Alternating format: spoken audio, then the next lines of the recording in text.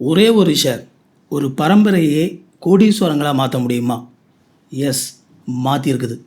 அதை பற்றி தான் நம்ம இந்த வீடியோவில் பார்க்க போகிறோம். 1919 கொக்கோ கோலா கம்பெனியினுடைய ஒரு ஷேரை ஒருத்தர் வாங்கியிருந்தாங்க அப்படின்னா அது இத்தனை வருஷத்தில் எத்தனை கோடியாக வளர்ந்துருக்குது அப்படிங்கிறத இந்த வீடியோவில் ஸ்டெப்பாக டீட்டெயிலாக பார்க்க போகிறோம். ஸ்டாக் மார்க்கெட்டில் பல பேர் டைரெக்டாக ஸ்டாக்கில் இன்வெஸ்ட் பண்ணுறதுக்கு ஒரு ரீசன் இருக்குது. காரணம் என்ன அப்படின்னா, நீங்கள் மிகச்சரியாக ஒரு கம்பெனியை கண்டுபிடிச்சி இன்வெஸ்ட் பண்ணிங்க அப்படின்னா அது உங்களுக்கு பல கோடி ரிட்டர்னை கொடுக்கக்கூடிய பவர் உள்ளதாக இருக்குது. இந்த வீடியோ ஒரு ஸ்டாக் அப்படிங்கிறது எவ்வளவு பொட்டென்ஷியல் உள்ளது அப்படிங்கிறத நீங்கள் புரிஞ்சுக்கிறதுக்கான ஒரு ஐ ஓப்பனிங் வீடியோவாக இருக்கும் அப்படின்னு சொல்லி எதிர்பார்க்குறேன். ஆனால் அதுக்கு முன்னாடி நீங்கள் ஸ்டாக் மார்க்கெட்டை தெளிவாக புரிஞ்சுக்கிறதுக்காக நான் போடுற இந்த மாதிரியான வீடியோக்களை நீங்கள் மிஸ் பண்ணக்கூடாதுன்னு நினச்சிங்க அப்படின்னா சேனலை சப்ஸ்கிரைப் பண்ணிக்கோங்க. வணக்கம் தமிழ் குடும்பம், நான் ஜஸ்வின் ஐத்தமிழ் அகாடமிக்கு உங்களை வரவேற்கிறேன். வாங்க வீடியோக்குள்ளே போகலாம்.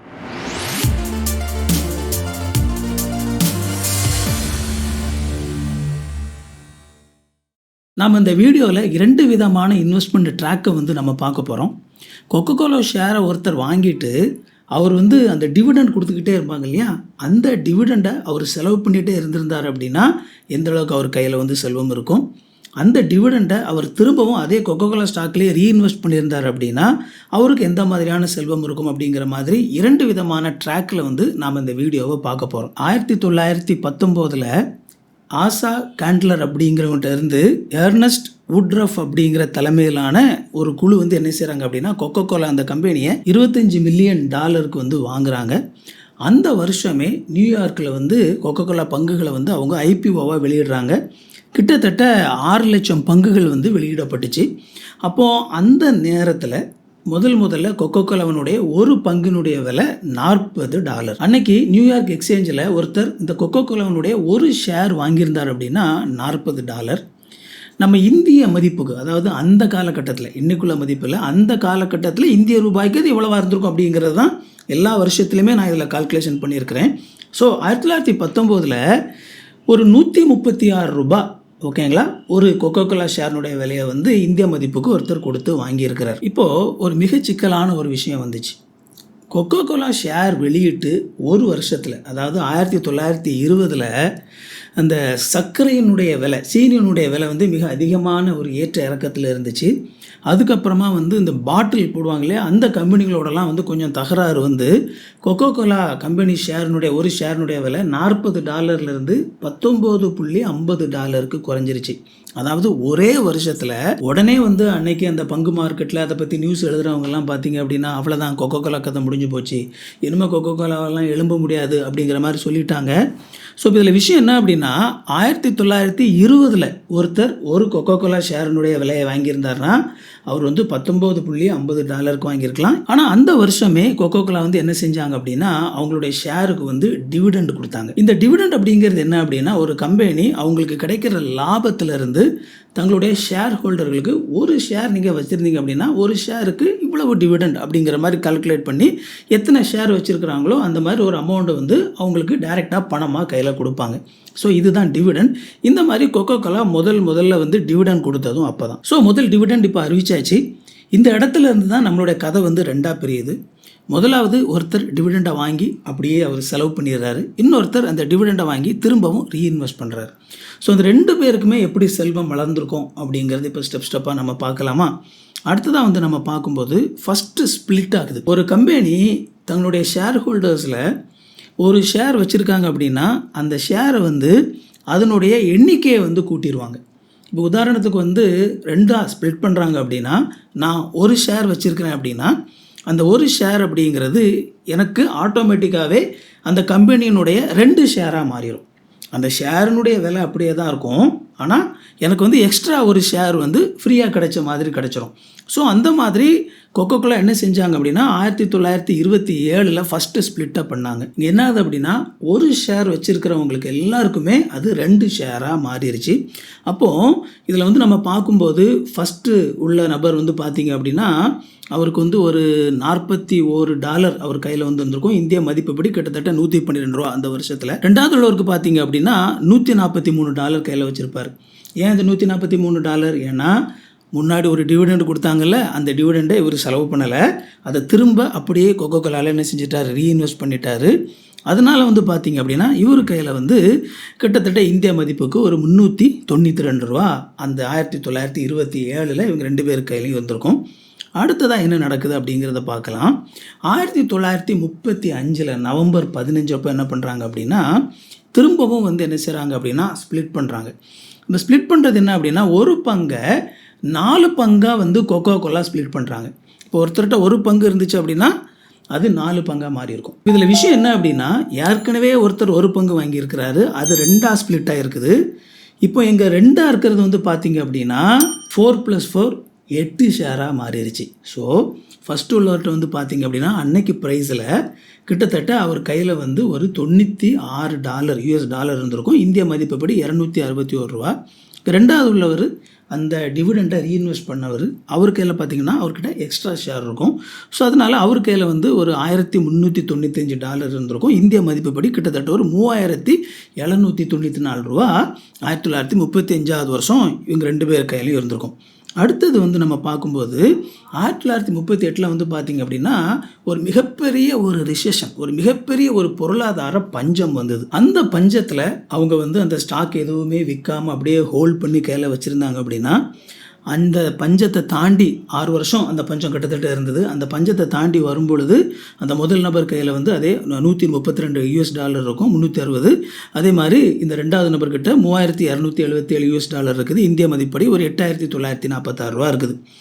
அடுத்ததாக 1960 ஜனவரி 22 வந்து பார்த்திங்க அப்படின்னா 2ஆம் உலகப்போர், அந்த காலகட்டம் வந்து ரொம்ப கடுமையான ஒரு காலகட்டம். அந்த 2ஆம் உலகப்போர் எல்லாம் முடிஞ்சு ஒரு புது யுகம் வந்து என்ன செய்யுது அப்படின்னா பிறக்குது. ஸோ இந்த நேரத்தில் திரும்பவும் ஒரு ஸ்பிளிட் நடக்குது. முதல் நபருடைய கையில் வந்து இப்போது ஒரு ஷேர் வாங்கினவர் கையில் இப்போ 24 பங்குகள் இருக்கும். அவர் எக்ஸ்ட்ரா எந்த காசுமே கொடுக்கலங்க, ஆட்டோமேட்டிக்காக ஷேர் ஸ்ப்ளிட் ஆகிட்டே இருக்குது, எக்ஸ்ட்ரா எண்ணிக்கை கூட்டிகிட்டே இருக்குது. ஸோ அவர் கையில் 24 பங்குகள் இருக்கும். அன்னைக்கு காலகட்டத்துக்கு அதில் மதிப்பு என்னன்னு சொல்லி பார்த்தீங்க அப்படின்னா ஒரு $1365 US அவர் கையில் வந்து ஷேர் இருந்திருக்கும். இந்திய மதிப்புப்படி அன்னைக்கு ஒரு $6497 ரூபா. ரெண்டாவது நபர் அந்த டிவிடெண்ட் கிடச்சதை ரீஇன்வெஸ்ட் பண்ணியிருப்பார்ல, அவருக்கு வந்து பார்த்திங்க அப்படின்னா அவர் கையில் ஒரு $35,384 அவர் கையில் இருந்திருக்கும். கிட்டத்தட்ட இந்திய மதிப்புப்படி அந்த காலகட்டத்தில் 1968 1,68,000 ரூபா அவர் கையில் என்ன செஞ்சுருக்கோம், இருந்திருக்கும். அடுத்த ஸ்டெப் இப்போ நம்ம போகிறோம். 1965-22 திரும்பவும் 2-1 ஸ்ப்ளிட்டு கொடுக்குறாங்க கொக்கோ கோலாவிலேருந்து. ஓகேங்களா? ஸோ அப்படி ஸ்ப்ளிட்டு கொடுக்குறனால முதல் இப்போ அவங்க கையில் வந்து பார்த்திங்க அப்படின்னா முதல் நபருடைய கையில் இப்போ 48 பங்குகள் இருக்கும். ஓகேங்களா? 48 பங்குகள் இருக்கும். அந்த 48 பங்குகளுக்கான அந்த காலகட்டத்தினுடைய வேல்யூ $2321 இது வரைக்கும் இந்த வீடியோ நீங்கள் பார்த்துட்டீங்க அப்படின்னா ரொம்ப எக்ஸைட்மெண்ட்டோட ஸ்டாக் மார்க்கெட்டினுடைய ஒரு ரகசியத்தை நீங்கள் லேர்ன் பண்ணிட்டுருக்கீங்க அப்படின்னு சொல்லி அர்த்தம். அப்படின்னா என்னோடய சேனல் நான் போடுகிற மற்ற வீடியோக்களும் உங்களுக்கு இந்த ஸ்டாக் மார்க்கெட் ரகசியத்தை கற்றுக் கொடுக்கும். இந்த வீடியோவை லைக் பண்ணிக்கோங்க, ஹைப் பண்ணி விடுங்க, சேனலை சப்ஸ்கிரைப் பண்ணிக்கோங்க. நம்ம கண்டினியூ பண்ணலாம். அது அந்த காலத்தில் உள்ள ஒரு இந்திய பணத்துக்கு நம்ம மாற்றணும் அப்படின்னா கிட்டத்தட்ட $11,048 ரூபா கையில் இருந்திருக்கும். ரெண்டாவது நபர் அந்த டிவிடெண்டை ரீஇன்வெஸ்ட் பண்ணவர் கையில் ஒரு $60,765 இருந்திருக்கும். இந்திய பணத்தோடைய நாம் அதை மாற்றும்போது 2,89,000 ரூபாய் என்ன செஞ்சுருக்கோம் அவருடைய கையில் இருந்திருக்கும். ஸோ டிவிடெண்ட் அவங்க வந்து ரீஇன்வெஸ்ட் பண்ணுறதுனால அவங்களுக்கு அதிகமான வேல்யூ கிடச்சிக்கிட்டு இருக்குது. அடுத்ததாக நம்ம பார்க்கலாம். 1968 மேலே வந்து பார்த்திங்க அப்படின்னா திரும்பவும் என்ன செய்கிறாங்க, 2-1 ஸ்ப்ளிட்டு கொடுக்குறாங்க. ஒரு ஸ்டாக் வாங்கினுடைய கையில் ஆட்டோமேட்டிக்காகவே 96 ஸ்டாக் இப்போ அவங்க கையில் இருக்குது.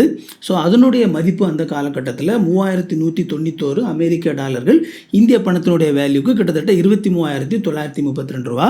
ரெண்டாவது நபருடைய கையில் $84,055 இருந்திருக்கும். கிட்டத்தட்ட $6,30,000 ரூபாய் அவங்களுடைய கையில் இருந்திருக்கும். அடுத்தடுத்து என்ன நடக்குது அப்படிங்கிறத பார்க்கலாம். ஸோ 1977 திரும்பவும் ஸ்ப்ளிட்டு கொடுக்குறாங்க. இப்போ அந்த 1919 அல்லது 20 ஒரு ஸ்டாக் வாங்கினவங்களுடைய கையில் அவங்க எக்ஸ்ட்ரா எந்த பணமும் செலவு பண்ணாமலேயே 192 ஸ்டாக் வந்து அவங்க கையில் இருக்கும். அதனுடைய அமெரிக்க மதிப்பு அந்த காலகட்டத்தில் $8,301 இந்திய பணத்துக்கு நம்ம ஒப்பிட்டு பார்க்கும்போது கிட்டத்தட்ட $72,219 ரூபா. அதுவே ரெண்டாவது நபர் அந்த ஸ்பிளிட்டையும் வாங்கிக்கிட்டு அது கூடவே வந்து தொடர்ந்து டிவிடெண்ட் கொடுத்துட்டு இருக்காங்க இல்லையா, அந்த டிவிடெண்டையும் அவர் திரும்ப ரீஇன்வெஸ்ட் பண்ணிக்கிட்டே வர்றாரு. அப்படி ரீஇன்வெஸ்ட் பண்ணுறனால அவருடைய கையில் வந்து பார்த்திங்க அப்படின்னா 2,22,480 அமெரிக்க டாலர்கள் இருக்கும். இந்திய மதிப்புக்கு நம்ம பார்க்கும்போது அந்த காலகட்டத்திலேயே கிட்டத்தட்ட 19,36,000 ரூபாய் அவங்களுடைய கையில் இருந்திருக்கும். அடுத்தது பார்க்கலாம். 1986 ஜூன் 16 திரும்பவும் கொக்கோ கோலா வந்து என்ன செய்கிறாங்கன்னா ஸ்பிளிட்டு கொடுத்தாங்க. அப்படி ஸ்பிளிட்டு கொடுக்குறனால அந்த முதல் நபருடைய கையில் வந்து பார்த்திங்க அப்படின்னா 576 ஸ்டாக் அவருடைய கையில் இருக்கும். அன்னைக்கு அதனுடைய மதிப்பு 21,588 அமெரிக்க டாலர்கள். இந்திய மதிப்பினுடைய நம்ம பார்த்தோம் அப்படின்னா கிட்டத்தட்ட 2,72,000 ரூபாய். அதுவே அடுத்த நபர் டிவிடெண்டையும் திரும்ப ரீஇன்வெஸ்ட் பண்ணி அதை ஸ்டாக்காக மாற்றிக்கக்கூடியவர். அவருடைய கையில் வந்து பார்த்திங்க அப்படின்னா அமெரிக்க பணத்தினுடைய மதிப்புப்படி 5,88,866 டாலர்கள் இருக்கும். இந்திய பணத்தினுடைய கணக்குக்கு அந்த காலகட்டத்திலேயே அவருடைய கையில் வந்து கிட்டத்தட்ட 74,20,000 ரூபாய் அவருடைய கையில் இருந்திருக்கும். அடுத்தது பார்க்கலாம். 1990 திரும்பவும் என்ன செய்கிறாங்க அப்படின்னா கொக்கோ கோலா 2-1 ஸ்பிளிட்டு கொடுக்குறாங்க. இப்போது அந்த முதல்ல ஒரு ஸ்டாக் வாங்கினவருடைய கையில் 1,152 பங்குகள் அவர் கையில் இருக்கும். அமெரிக்க மதிப்புக்கு 33,016 அமெரிக்க டாலர்கள். இந்திய மதிப்புக்கு 5,62,000 ரூபாய். அதுக்கு அடுத்த நபர் ரீஇன்வெஸ்ட் பண்ணுற நபர் அவருடைய கையில் 9,07,601 அமெரிக்க டாலர்கள் அவருடைய கையில் இருக்கும். இந்திய மதிப்புக்கு நம்ம பார்க்கும்போது அது 1,54,00,000 மாறி இருக்கும். ஃபஸ்ட்டு உள்ளவர் பார்த்தீங்க அப்படின்னா இன்னும் அவர் 1 கோடியை தாண்டலை. ஆனால் ரெண்டாவது உள்ளவர் பார்த்தீங்க அப்படின்னா 1 கோடி இந்திய மதிப்புக்கு வந்து 1 கோடி தாண்டி போகுது. இப்போ அடுத்ததாக வந்து நம்ம பார்க்கலாம். 1992 திரும்பவும் 2-1 ஸ்பிளிட்டு கொடுக்குறாங்க. இப்போ அந்த முதல் நபருடைய கையில் 2,304 பங்குகள் அவருடைய கையில் இருக்கும். அந்த காலகட்டத்தில் அமெரிக்க பணத்தினுடைய மதிப்புக்கு 40,829 அமெரிக்க டாலர்கள். இந்திய மதிப்புக்கு வந்து பார்த்திங்க அப்படின்னா கிட்டத்தட்ட 10,57,000 ரூபாய். ரெண்டாவது நபர் டிவிடெண்ட் ரீஇன்வெஸ்ட் பண்ணுறவர் அவர் கையில் கிட்டத்தட்ட 11,26,767 அமெரிக்க டாலர்கள் கையில் இருக்கும். அது அந்த காலகட்டத்தினுடைய இந்திய மதிப்புப்படி கிட்டத்தட்ட 2,92,00,000. இப்போ 1996 மே மாதம் 1 திரும்பவும் கொக்கோ கோலாவில் வந்து 2-1 ஸ்பிளிட்டு கொடுக்குறாங்க. இப்போ முதல் நபருடைய கையில் அவர் எதுவுமே பண்ணலை. நல்லா புரிஞ்சுக்கோங்க. 1919 அல்லது 20 அவர் ஒரே ஒரு ஷேர் வாங்கினார், அவ்வளவுதான். அதுக்கப்புறம் அவர் எதுவுமே பண்ணலை. வர்ற டிவிடெண்ட் கூட வாங்கி செலவு பண்ணிக்கிட்டே இருக்கிறாரு. ஆட்டோமேட்டிக்காக கொக்கோ கோலாவுடைய ஷேர் வந்து ஸ்பிளிட் ஆகிட்டு இருக்குது. அப்படி ஆகிட்டு இருந்ததுலேயே அவருடைய கையில் 4,608 ஷேர் அவருடைய கையில் இருக்கும். அன்றைக்கி வந்து 1996 அமெரிக்கனுடைய மதிப்புக்கு பார்க்கும்போது கிட்டத்தட்ட 62,440 அமெரிக்க டாலர்கள். இந்திய மதிப்புக்கு அந்த காலகட்டத்தில் கிட்டத்தட்ட 22,17,000 ரூபாய். அடுத்த நபர் டிவிடெண்ட் கிடைக்க ரீஇன்வெஸ்ட் பண்ணிகிட்டே இருக்கிறார். ஸோ இவருடைய கையில் அதோட அதிகமாகவே ஸ்டாக் இருக்கும். ஸோ நான் அந்த கோடிங் எழுதும்போது அதில் எவ்வளோ ஸ்டாக் அவர் கையில் இருக்கும் அப்படிங்கிறத இன்க்ளூட் பண்ண மறந்துட்டேன். பட் ஸ்டில் அந்த வேல்யூ கரெக்டானது தான். அதில் கிட்டத்தட்ட 17,36,651 அமெரிக்க டாலர்கள் மதிப்புள்ள ஷேர் அவருடைய கையில் இருக்கும். அது இந்திய மதிப்புக்கு கிட்டத்தட்ட 6,17,00,000 ரூபாய். இன்னும் ஒரே ஒரு ஸ்பிளிட்டு மிச்சம் இருக்குதுங்க. அடுத்ததாக ஜூலை 2012 ஓகேங்களா, அப்போவும் திரும்பவும் என்ன செய்கிறாங்க அப்படின்னா கொக்கோ கோலா 2-1 ஸ்பிளிட்டு கொடுக்குறாங்க. இப்போது இதுதான் கடைசி ஸ்பிளிட். கொக்கோ கோலா இது வரைக்கும் கொடுத்ததில்ல, கடைசி ஸ்பிளிட் இது தான். இப்போது இந்த முதல் நபருடைய கையில் கிட்டத்தட்ட 9,216 ஷேர்கள் வந்து அதில் கையில் இருக்கும். ஸோ 2012 அதனுடைய அமெரிக்க மதிப்பு பார்த்திங்க அப்படின்னா 3,41,545 அமெரிக்க டாலர்கள். இந்திய பணத்துக்கு கிட்டத்தட்ட 1,90,00,000 ரூபாய். ரெண்டாவது நம்பர் டிவிடெண்டை ரீஇன்வெஸ்ட் பண்ணவர் அவருடைய கையில் கிட்டத்தட்ட 98 லட்சம் அமெரிக்க டாலர்கள் கையில் இருக்கும். அதனுடைய இந்திய மதிப்பு அந்த காலகட்டத்தில் கிட்டத்தட்ட 54,39,00,000. இப்போ இதில் 2015 பார்த்தீங்க அப்படின்னா தொடர்ந்து வந்து விலை மட்டும் ஏறிட்டு இருக்குது, ஸ்பிளிட்டு எதுவுமே கொடுக்கல. இப்போ 2015 கிட்டத்தட்ட 3,98,964 அமெரிக்க டாலர்கள் முதல் நபருடைய கையில் இருக்குது. இந்திய பணத்துக்கு 2,56,00,000. ரெண்டாவது நபருடைய கையில் 1,27,48,802 அமெரிக்க டாலர்கள் கையில் வச்சுருக்காங்க. ஸோ கிட்டத்தட்ட இந்திய பணத்துக்கு வந்து 2015 கணக்குக்கு 81,78,00,000. ஸோ கொக்கோ கோலா 1919 நம்ம இப்போ வரைக்கும் அந்த கணக்கு போடும்போது ஒரு வருஷத்துக்கு தோராயமாக 14.11% CAGR வந்து என்ன செஞ்சுருக்கு அப்படின்னா கொடுத்துருக்குது. அடுத்ததாக இப்போ 2026 தோராயமான கணக்கு தான். கிட்டத்தட்ட முதல் நபருடைய கையில் ஒரு 7,69,536 அமெரிக்க டாலர்கள் இந்திய பணத்துக்கு வந்து 7,39,00,000. ரெண்டாவது நபருடைய கையில் 3,10,00,000 அமெரிக்க டாலர்கள் அவருடைய கையில் இருக்குது. அதனுடைய இந்திய மதிப்பு கிட்டத்தட்ட 297,60,00,000. அதாவது ஒரு நபர் 1919 ஒரே ஒரு கொக்கோ கோலா ஷேர் வாங்கி அது அப்படியே கையில் வச்சுருக்காரு, டிவிடெண்டெல்லாம் செலவு பண்ணிட்டார் அப்படின்னா அவர் கையில் இவ்வளோ பணம் இருக்கும். ரெண்டாவது நபர் அந்த ஒரு ஷேரை வாங்கினது மட்டும் இல்லாமல் அதிலேருந்து கிடைச்ச டிவிடெண்டையும் திரும்ப அதே கொக்கோ கோலாவே அவர் இன்வெஸ்ட் பண்ணியிருக்கிறாரு. அவருடைய கையில் எவ்வளோ பணம் இருக்கும்? ஒரே ஒரு ஷேருங்க. அந்த ஒரே ஒரு ஷேர் ஒரு தரமான சரியான கம்பெனியில் அவங்க இன்வெஸ்ட் பண்ணனால அது எவ்வளவு பெரிய ஒரு செல்வமாக மாறி நிற்குது அப்படிங்கிறத பாருங்கள். இது எதுவுமே வந்து நான் ஏதோ சும்மா ஒரு மனக்கணக்கு போடலைங்க. இது எல்லாம் நமக்கு நெட்டில் ஆன்லைனில் இருக்கக்கூடிய கொக்கோ கோலாவினுடைய அஃபிஷியல் டாக்குமெண்ட்டில் இருக்கக்கூடிய ப்ரைஸ். இதெல்லாம் கொக்கோ கோலா வந்து ஒரு வருஷத்துக்கு இப்போ கிட்டத்தட்ட ஒரு $2.12 வந்து ஒரு ஸ்டாக்குக்கு வந்து அவங்க என்ன செஞ்சிட்ருக்காங்க அப்படின்னா டிவிடெண்ட் கொடுத்துக்கிட்டு இருக்கிறாங்க. அப்படின்னா ஒரு 9,216 ஸ்டாக்கு கையில் வச்சுருக்கிறவருக்கு ஒவ்வொரு வருஷமும் எவ்வளவு டிவிடெண்டாக மட்டும் எவ்வளவு கிடைக்கும் அப்படிங்கிறத பாருங்கள். அதை அவர் திரும்ப திரும்ப ரீஇன்வெஸ்ட் பண்ணிக்கிட்டே இருந்தாங்க அப்படின்னா அந்த செல்வம் வந்து எவ்வளவா வளர்ந்துட்டுருக்கும் அப்படிங்கிறத பாருங்கள். ஸோ இதில் வந்து நம்ம புரிஞ்சிக்க வேண்டிய ஒரு சில முக்கியமான விஷயங்கள் இருக்குதுங்க.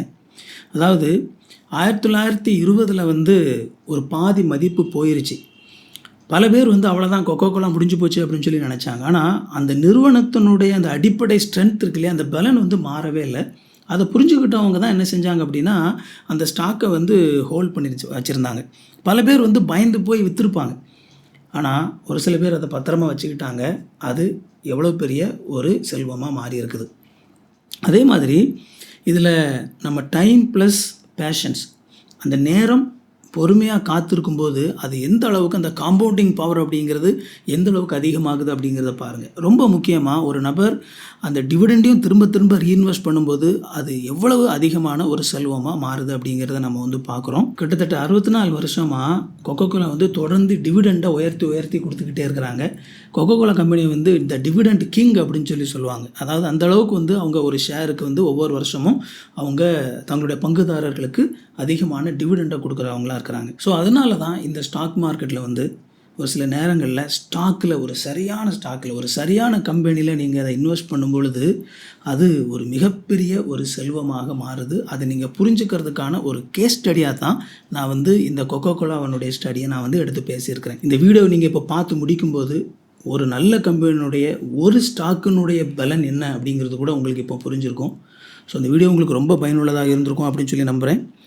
உங்களுடைய நண்பர்கள், உறவினர்கள் ஸ்டாக் மார்க்கெட்டை புரிஞ்சுக்கணும்னு சொல்லி ஆசைப்படுறவங்களுக்கு இது பயனுள்ளதாக இருக்கும்னு நினச்சிங்க அப்படின்னா அந்த வீடியோவை அவங்களுக்கு ஷேர் பண்ணி விடுங்க.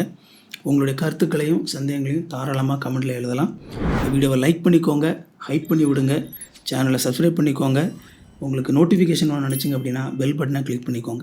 இன்னும் ஒரு யூஸ்ஃபுல்லான வீடியோவில் சந்திப்போம் friends. Thank you. God bless you.